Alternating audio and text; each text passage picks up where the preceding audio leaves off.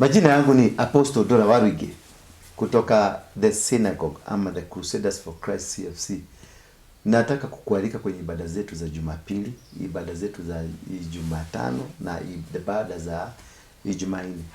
Lakini kwa sasa nataka tu nikualike kwa ibada ya Jumapili ambayo kutoka asubuhi mpaka saa saba mchana tutakuwa na ibada maalum, ibada ya ufufuo.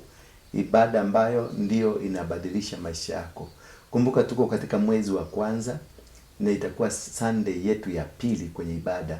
Na hii ibada ndio nataka kukuweka kwenye wakfu, ibada ya ufufu, ibada ya kubadilisha maisha yako. Ninakualika ufike bae saa 3 asubuhi kwa umefika, ndio tuweze kupata baraka hii ya mwaka. Maana nitakuwa nikimwagilia mafuta ya kubadilisha maisha yako, biashara yako, familia yako na jambo lolote ambalo unataka kulifanya mwaka huu. Tutakuwa tunakuweka kwenye wakfu, tutakuwa tunakuweka kwenye ramani ya baraka za mwaka. Kila kitu kitabadilika, maisha yako yatabadilika. Karibu sana. Tuko hapa kwenye mzunguko wa City Stadium roundabout.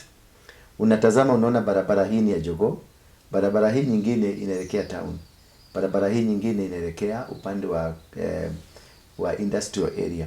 Kisha kuna barabara hii nyingine unaiona ambayo inaelekea kwenye Mudhurwa. Building hii ambayo unaiona hapa mbele yako, hiyo hapo ndio tuko kwenye ghorofa ya pili, ndio tuko hapo. Kikuja utatupata wakati wowote, usiku ama mchana utatupata.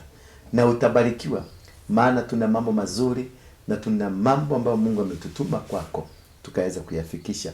Ninakualika kama mtumishi na kualika uje uunganike pamoja na sisi katika ibada zetu zote. Karibu sana. Tunakupenda sana.